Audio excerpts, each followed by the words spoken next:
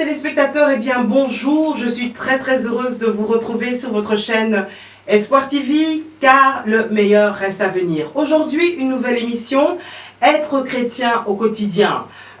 Nous sommes chrétiens, oui, mais nous avons également un quotidien, nous avons un corps, nous avons une âme, nous avons un esprit. Nous vivons et nous devons aller travailler, nous devons étudier. Nous avons toute une série de choses qui peuvent nous arriver malgré que nous sommes chrétiens. Et malheureusement, certaines choses qui peuvent nous arriver en étant chrétiens, c'est de tomber malade. Alors aujourd'hui, j'ai le plaisir de recevoir sur ce plateau le docteur Patrick Badibanga qui va nous expliquer un peu différentes pathologies très fréquentes aujourd'hui. Bonjour docteur. Oui, bonjour Julie. Merci d'avoir accepté l'invitation. Avec plaisir. Alors aujourd'hui on va parler des différentes pathologies qui sont étonnamment fréquentes aujourd'hui, qu'on retrouve souvent. On va parler notamment des AVC, donc accidents vasculaires cérébrales. On va parler des crises cardiaques. On va parler également de l'hypertension, du stress. Enfin, toutes ces maladies qu'on rencontre beaucoup actuellement. Alors, avant de vous demander de nous parler un peu de tout cela, j'aimerais vous demander, si on doit vous demander en quelques mots qui est le pasteur également, parce que vous êtes pasteur et docteur Patrick Badibanga, qu'est-ce que vous pourriez dire, s'il vous plaît? Vous présentez. Bon, merci. Je dirais, Patrick Badibanga, c'est une mode de terre sauvée par la grâce de Jésus-Christ qui a permis et voulu que je sois au quotidien médecin, anesthésiste, réanimateur. Donc je travaille dans 3 hôpitaux, je travaille à l'hôpital de Chimay, je travaille à Edith Cavell, aux soins intensifs, et à Brennalé aux soins intensifs également. Et également, je suis pasteur de l'église des messagers de Bruxelles, où j'essaie de concilier les deux. Très bien. Alors, par rapport justement au fait que vous avez été appelé à être pasteur, vous avez reçu cet appel-là, mais vous avez aussi la vocation d'être médecin. Le cheminement pour comprendre les deux, est-ce que c'est la même chose? Est-ce que vous pouvez faire un petit parallélisme, votre appel en tant que pasteur et votre vocation de médecin? Est-ce que vous avez reçu ça de la même manière? Je dirais pratiquement, enfant déjà, à 13 ans, à moi le besoin de m'approcher du divin, en lisant la Bible et en allant voir les autres pour leur parler de Dieu et en constatant leur peine et leur douleur. Cette envie aussi, j'avais une maman qui tombait fréquemment malade. J'avais envie, non seulement en priant pour elle, pour qu'elle guérisse, mais je me disais, si je pouvais être docteur, je ferais quelque chose pour elle. Donc les deux sont venus pratiquement au même moment. Au même moment. Alors, les fameuses maladies, on va peut-être déjà décortiquer un peu les maladies en question, si vous pouvez nous expliquer. Alors, on a l'impression que c'est fréquent, mais d'abord, est-ce que c'est le cas? Parce que maintenant, ça se rapproche, on voit malheureusement, et même dans le milieu chrétien, beaucoup de personnes qui ont des problèmes d'hypertension ou d'hypotension, des problèmes de stress, même si c'est un peu tabou, on n'en parle pas trop, des problèmes d'AVC, crise cardiaque, cancer. Est-ce que c'est les maladies du moment ou est-ce qu'elles ont toujours été aussi fréquentes? Julie, je répondrai simplement en disant, c'est pas que ces maladies ou ces pathologies soient devenues tout d'un coup un phénomène du siècle, loin de là. Je pense que spécialement dans la population africaine, si nous pouvons revenir vers le Congo, nous avons appris à connaître ces maladies, nous avons appris à mettre un nom sur certains phénomènes. Vous savez, lorsque vous parlez d'AVC, donc accident vasculaire cérébral, aujourd'hui, on a l'impression que c'est dans toutes les familles ou c'est dans tous les coins qu'il y a une personne qui a fait un AVC. Mais je peux vous dire malheureusement que ça a toujours été. Alors, c'est quoi d'ailleurs l'AVC? C'est quoi? C'est quoi les symptômes? Comment ça arrive Alors, un accident vasculaire cérébral, il y a de 2 types. Le premier type, c'est les types hémorragiques. Un vaisseau qui irrigue une partie du cerveau va, pour une raison ou une autre, se rompre. et on a une hémorragie au niveau du cerveau. Et alors à ce moment-là, ça dépend de la partie du cerveau qui est touchée. Si c'est une partie du cerveau qui contrôle le langage, la personne aura des troubles de langage, de l'aphasie ou la dysarthrie, va mal parler en répétant le même mot, ou il ne va pas plus parler du tout. Alors, le deuxième type d'AVC, c'est les types ischémiques. Donc, toujours en partant des vaisseaux qui irriguent le cerveau. Donc, pour une raison ou une autre, je ne peux pas expliquer en détail ici, un vaisseau va se boucher. Et quand il se bouche, ça veut dire la partie navale n'est plus irriguée. Donc, la même symptomatologie, la partie qui contrôlait le mouvement du bras ou de la jambe, si cette partie du cerveau ne reçoit plus le sang, évidemment, la personne va avoir une faiblesse ou une parésie, une paralysie dans un membre du corps. Vous savez, c'est là où je voulais surtout insister. Quand on dit que ces pathologies sont plus fréquentes, mais ce que je vous ai expliqué sous le premier type d'AVC, l'hémorragique, c'est une rupture d'un vaisseau qui s'est fait d'une manière brutale. Brutale. Donc la personne pouvait être avec nous, là, comme ça, en répondant aux questions, ici, à votre émission. Tout d'un coup, hop, il tombe. Il peut pousser un cri. À l'époque, quand j'étais jeune, à Kinshasa, on disait, non, quelqu'un était assis à table, il mangeait, et tout d'un coup, il a crié, aïe, il a ressenti une douleur forte, et il est tombé par terre. Et vulgairement, on appelait ça à Kinshasa, Munduki Abandoki, c'est-à-dire les fusils des sorciers. On l'a tiré par les sorciers. Mais non, simplement, maintenant, avec la connaissance médicale, on se rend compte que cette personne a été victime simplement d'une rupture d'un vaisseau. Un anévrisme, une malformation de vaisseau qui a longtemps existé dans sa tête, mais qui à un moment donné, pour une raison X ou Y, il y a un pic d'hypertension, ce vaisseau va se rompre, le sang se répand brutalement dans sa tête. Et c'est fini, quoi. Et c'est fini. C'est pour ça qu'il a une douleur très forte. Alors, est-ce qu'il y a des causes à cela, d'abord, et est-ce qu'on peut prévenir de cela? Ou c'est irréversible? Si, oui et non dans ces choses. D'abord peut-être les causes. Oui, un AVC c'est un accident vasculaire, cérébral, vasculaire, donc les vaisseaux. Les vaisseaux qui irriguent les cerveaux peuvent être mal formés de la naissance. Donc ça c'est acquis. C'est génétique, excusez-moi, à ce moment-là. Et ça se manifeste qu'à un certain moment donné. Ça se manifeste qu'à un certain moment. Donc ça se développe. C'est silencieux. C'est silencieux, la personne n'a aucun symptôme, elle vit tout à fait normalement, mais peut commencer à avoir des maux de tête.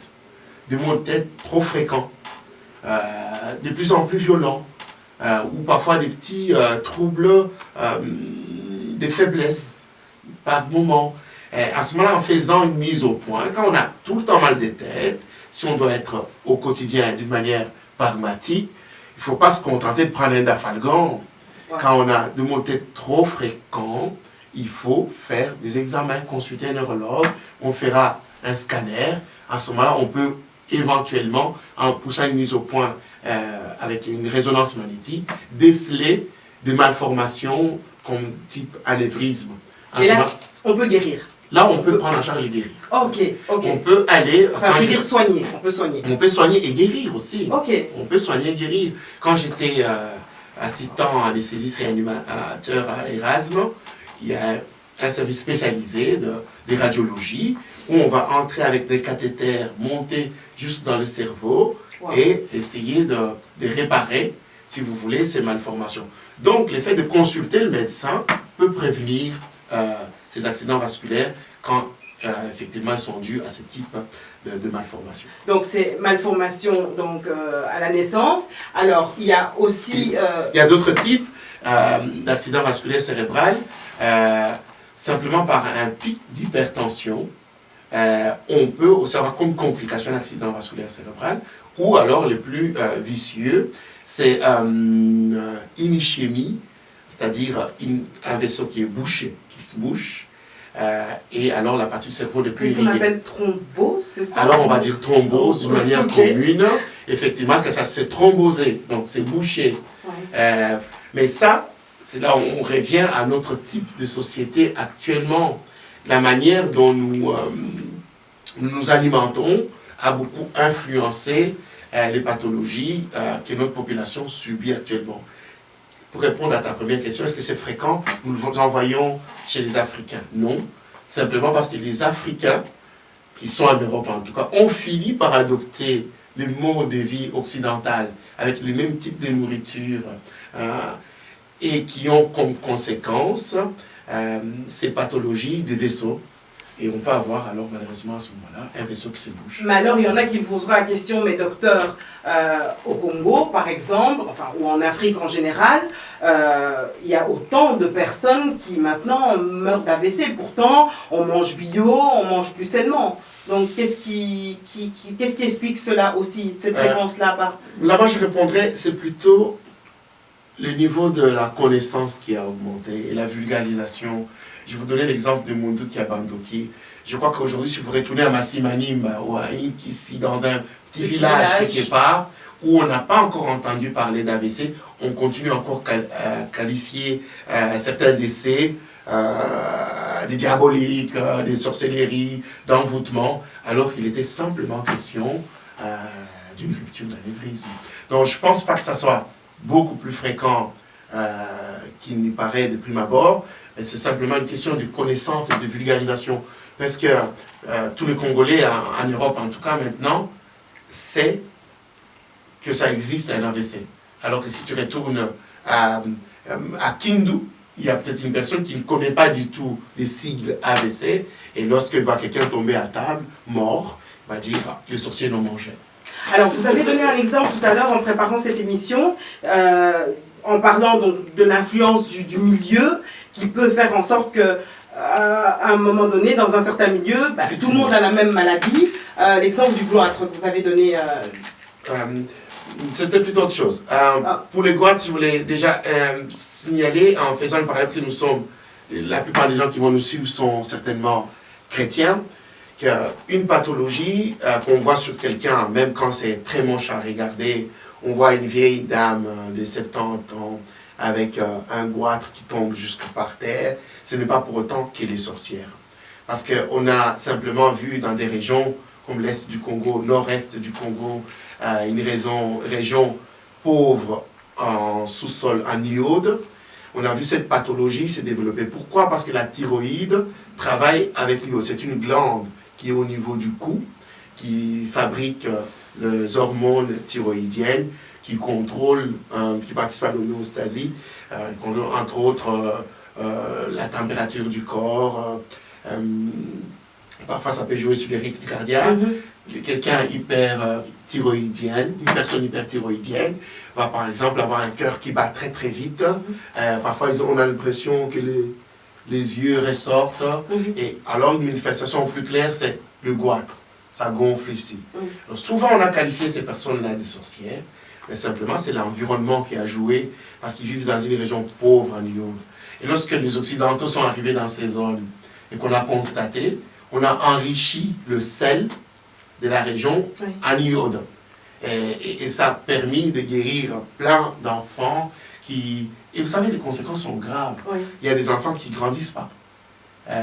Parce que par manque, les hormones thyroïdiennes participent au développement même statural. Alors, tu as des enfants qui restent des nains. Waouh. Non pas parce qu'ils sont maudits ou ils sont envoûtés, mais simplement parce qu'ils sont victimes de cette région, ils manquent d'iode. En traitant ça, on arrive à guérir ces personnes et à les voir complètement avoir une constitution finalement. Tout à fait normale. Et vous avez donné un autre exemple des Japonais, là. Alors j'ai donné l'autre exemple qui est très très instructif et très pédagogique. Vous savez, on a fait une étude épidémiologique. On prend une population japonaise vivant au Japon, on compare la survenue du cancer de côlon, on compare cela à l'américain aux États-Unis. Et qu'est-ce qu'on a constaté? Qu'il y avait une différence statistiquement significative du nombre de cas de cancer du côlon au Japon par rapport au nombre de cancers du côlon en Amérique. Une première constatation, on pourrait dire, ah, les Japonais, il est protégé par rapport, ou c'est pas un cancer qui touche les Japonais, c'est plus pour les Américains.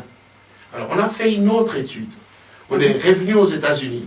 Et là, on a suivi des générations, plusieurs générations d'origine japonaise, qui ont fini par adopter le mode de vie américain, et qui mangent comme américains, qui vivent dans un même environnement que l'américain. Et on refait la même étude comparative. Et on constate que les courbes, si on doit suivre des courbes d'évolution de la maladie dans un échantillon de population, on arrive à conclure, à constater que les deux courbes se confondent. Qu'est-ce que ça veut dire? Que le fait d'être japonais n'a pas protégé les Japonais qui vivent aux États-Unis en ayant le même type et le même mode de vie que l'Américain autochtone. Donc quand on prend un Américain tout venant et un Japonais vivant en Amérique depuis longtemps, bah, leur probabilité de subir le cancer du côlon est totalement la même chose. Donc, ce n'est pas une question de qui je suis, de ma culture, de mon origine, c'est une question du milieu d'où je viens. D'ailleurs, par exemple, on peut être de n'importe quelle culture. Si on vit aux États-Unis et qu'on mange à la manière américaine, eh bien, on va se rendre compte que, noir ou blanc, le taux d'obésité est le même chez tout le monde. Le fort taux d'obésité, où est-ce qu'il y a une prédisposition? Donc ça dépend des pathologies. D'accord. Ici, dans l'exemple que j'ai donné, j'essaie de démontrer que pour les cancers du côlon, on a compris en ce moment-là que le facteur qui joue le plus sont environnemental et pas génétique. Donc, est-ce qu'on peut dire qu'il y a autant de Noirs qui ont le cancer que de blancs, ou bien est-ce qu'on doit voir par ce type de cancer? Par exemple, j'ai quand même l'impression que le cancer de la prostate, il n'est pas plus fréquent chez les Noirs. C'est vraiment une idée préconçue, c'est faux? C'est une idée, mais maintenant, je dois mettre une nuance. Hein. Il y a certaines pathologies, évidemment, qui vont toucher un peu plus la population caucasienne, ou que la population noire. Okay. Mais que de parler, vous savez, la notion de la race est toujours une notion taboue. Oui, tout à fait. D'ailleurs, Marie Le Pen en a suivi les conséquences. Tout à fait. Non, c'était pas Marie Le Pen, c'était une autre personnalité française chez On n'est pas couché. Bon, soit. Je voulais dire que la notion de race est très dangereuse. C'est quoi une race? Mais je dirais plutôt, lorsqu'on regarde des zones géographiques, il y a des zones géographiques qui peuvent être touchées plus qu'une autre par une pathologie, justement par rapport au type, au mode de vie. Donc, le mode de vie joue beaucoup. Mais ceci étant dit, la nuance que je voulais apporter, c'est qu'il y a maintenant une prédisposition génétique.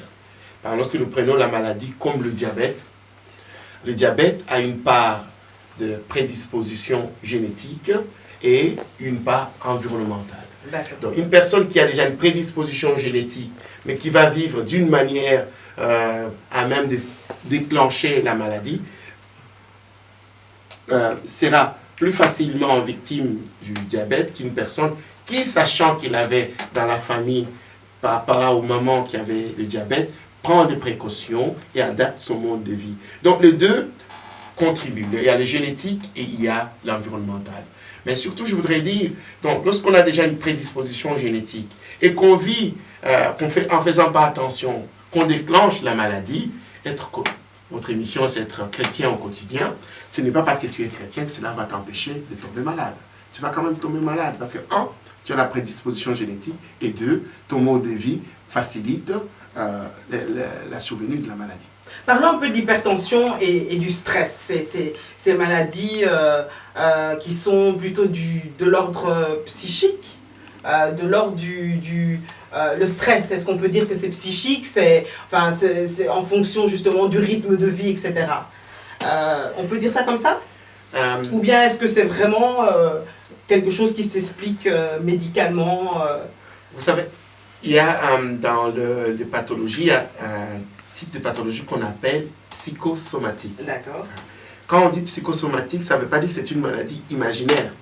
C'est une maladie réelle, mais dans le mode de survenue ou le mode de déclenchement, la part du psychique y est pour beaucoup. Mais je vais vous démontrer par nos expressions même françaises. Lorsque vous discutez avec quelqu'un et puis il vous dit « Oh non, non, ce qu'il m'a dit là, non, non, non, je n'ai pas pu les digérer. Je ne peux pas les digérer. Non, c'est trop pour moi. Je ne peux pas digérer ça. » La personne est en train de mettre son problème où? Il les met dans son estomac. Ouais. Bon. Il peut déclencher Waouh. une gastrite. Ça veut dire quoi? Le pouvoir de la langue, là? On est en train de lui parler de quoi? Du pouvoir de la langue? Les chrétiens, ils Là, disent je demande... là, je demande au pasteur. Quoi. Les chrétiens s'emballent tout de Oui. suite. Je dirais qu'il y a une partie du psychique qui joue en ce moment-là. Ok. Mais cela ne veut pas dire que ce n'est pas une maladie somatique réelle. Donc quand on va faire une gastroscopie, on va trouver effectivement une gastrite. Et puis maintenant, toute gastrite n'est pas déclenchée par le stress ou par le langage. C'est quoi le stress? C'est quoi cette histoire de stress qui crée même, qui amène à la dépression? Et est-ce qu'on peut trouver dans le milieu des Africains ou même des chrétiens des personnes qui sont dépressives? Est-ce que c'est contradictoire ou bien ça peut arriver? On peut être un chrétien, croyant en Dieu, ayant la foi, active à l'église et être dépressif. Et là, vous avez parlé de deux notions très différentes. D'accord. Vous avez parlé du stress Oui. et vous avez parlé de la dépression. D'accord. Je crois que c'est deux choses différentes. Ah, l'un n'est pas... Non, ok, n'est pas c'est spécial. deux choses différentes. D'accord. Absolument différentes. D'accord. Deux choses absolument différentes. Les stress, tel que nous en parle actuellement, c'est souvent lié au mode de vie. Au mode de vie. Je connais la blague ou l'histoire de l'homme heureux. Cet homme heureux qui était sur un palmier en train de chanter, de siffloter. Et voici un millionnaire qui passait, qui avait une échéance d'un remboursement bancaire important et qui voit cet homme sur le palmier et d'envie même. Il lui demande, mais qu'est-ce que je peux faire pour être aussi heureux que cet homme-là? Il lui dit, je voudrais juste t'emprunter ta chemise. Et il demande, mais il était millionnaire en dollars. Vous voyez, c'est le mode de vie qui a créé en lui le stress, c'est-à-dire l'inconfort. L'inconfort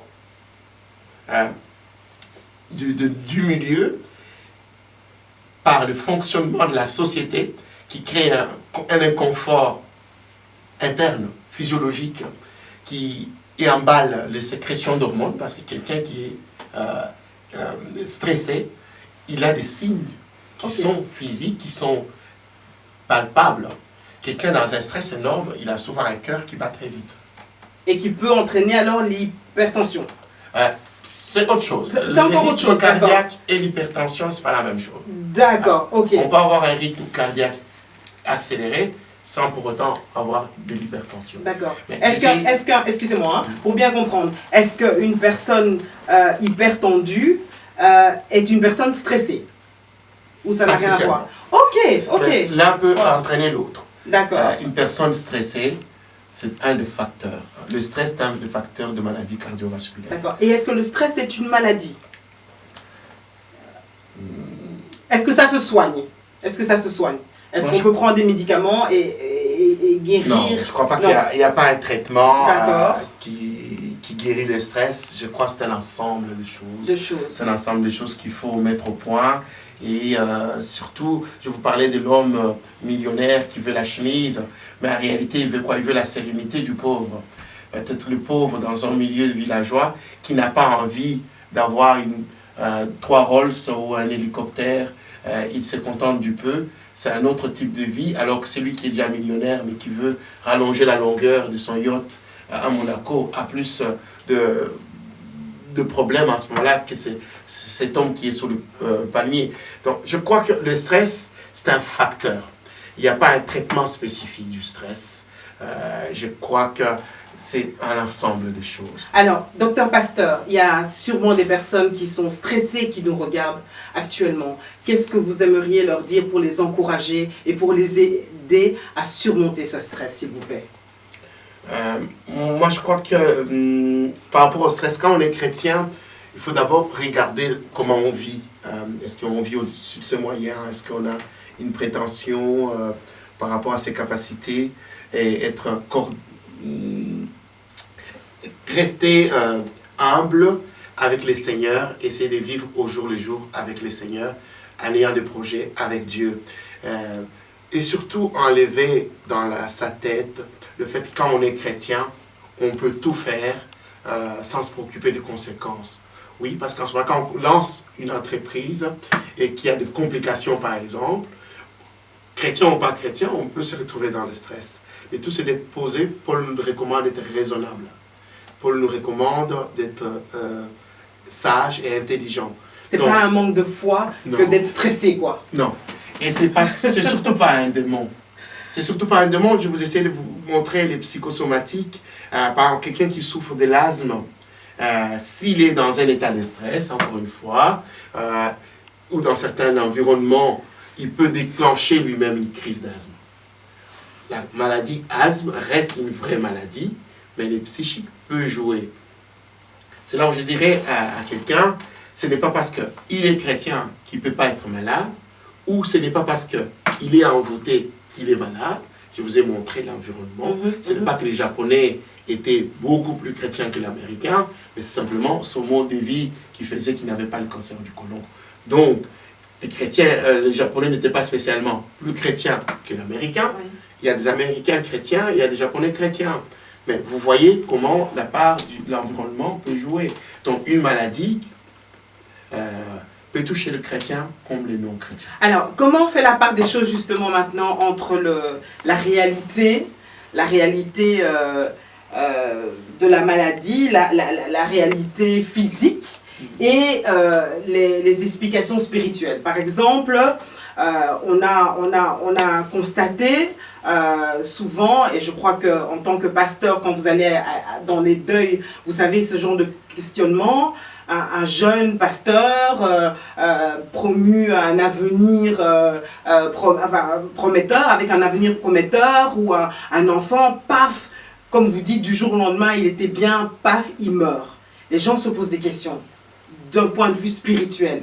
Est-ce que, en tant que pasteur, comment vous faites la part des choses entre les questions qu'il faut se poser d'ordre spirituel et la réalité physique de la maladie, quoi, la réalité de la maladie? Absolument. Moi, je pense qu'il y a une notion très, très importante que je voudrais faire comprendre aux chrétiens qui nous suivent. Une maladie, quand elle nous touche, ce n'est pas spécialement une malédiction, ce n'est pas spécialement un envoûtement, ce n'est pas spécialement un démon, ce n'est pas spécialement le diable. Comme chrétien, je dirais, dès lors que Dieu avait prononcé la phrase « l'homme doit mourir », évidemment, la maladie ne pouvait qu'exister. Et maintenant, lorsque nous avons dans nos églises des gens qui font des AVC, qui souffrent du diabète, de l'hypertension, je pense que notre travail d'homme de Dieu doit consister à les encadrer spirituellement avec la parole, mais à leur dire qu'ils doivent en aucun moment et en aucune occasion arrêter les traitements. Ils doivent suivre les traitements. Ils doivent aller à l'hôpital. Je veux bien que quelqu'un me dise la maladie est de tel auteur, parce que moi je vois c'est la maladie. Que quelqu'un vienne me dire non, c'est tel démon. Il ne saura pas me prouver que c'est le démon. Mais par contre, si je l'amène à l'hôpital, on peut faire une radio et trouver qu'il y a une tumeur au cerveau, il y a une tumeur au poumon. C'est ce que je vois. Bon, maintenant, il y a un traitement qui est prévu. Vous savez, le traitement médical n'est pas le fruit diabolique, d'une inspiration diabolique. Un traitement médical n'est pas le fruit d'une incrédulité. Ce n'est pas parce que je suis pasteur que si aujourd'hui on me dit j'ai le diabète, que je dois refuser les traitements sous prétexte que j'ai prié le Seigneur, il m'a touché. Non. Mais vous pouvez également prier et vous croyez également à la guérison? Je crois à la guérison divine. Mais cela n'empêche pas quelqu'un sur le traitement. Je pourrais dire en allant... Parce que nous nous imaginons que lorsque nous prions, spécialement, ma maladie va disparaître toute seule. Non. Moi, en priant, même en invoquant la guérison divine, j'ai une proche de moi qui va à l'hôpital. Je prie pour elle. Seigneur, touche les médecins qui vont s'en occuper pour qu'ils fassent le bon diagnostic et qu'ils lui administrent le bon traitement, qu'ils ne soient pas distraits. Ça aussi, c'est une intervention divine. Quand on arrive, qu'on fait la grâce de Dieu t'accompagne dans cela. Je vais vous donner un exemple. Les traitements de malaria. Il y a un traitement par la quinine. Comment on a découvert la quinine?